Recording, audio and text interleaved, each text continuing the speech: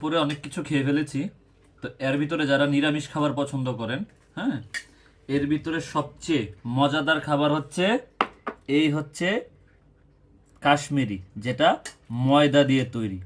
যারা নিরামিষ খাবার খায় তাদের জন্য অনেক সুস্বাদু একটা খাবার। তো চলুন টেস্ট করা যাক।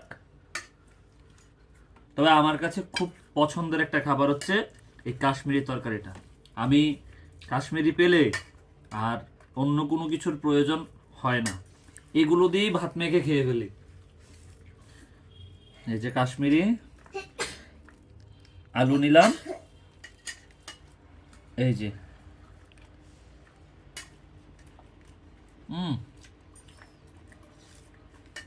অস্থির মজা। যারা এই কাশ্মীরি তরকারি খাননি তারা একবার ট্রাই করবেন।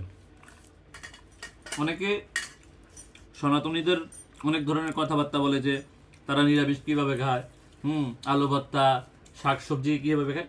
এগুলোর বাইরেও কিন্তু এই ধরনের খাবার আছে, যেমন কাশ্মীরি, তারপরে হচ্ছে সয়াবিন, তারপরে পনির। এগুলোর মধ্যে অনেক প্রোটিন থাকে। আর সয়াবিনের মধ্যে আরেকটা আছে সিঙ্গাপুরের, যেটা বেস্ট সয়া, ওটা হচ্ছে প্রায় 1200 টাকা কিলো। এটাতে হাই প্রোটিন থাকে। আপনি খাসির মাংস খেলে যেরকম হাই প্রোটিন পাবেন, এটাতেও সেম একই প্রোটিন পাবেন।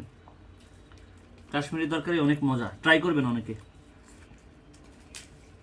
তারপরে ডাল আছে কিন্তু, এটা হচ্ছে মাসকলার ডাল। মাসকলার ডালটা লেবু থাকলে ঘরে লেবু নিবেন, ডাল নিয়ে লেবু চিপ দিয়ে খেলে আরো বেশি মজা পাবেন।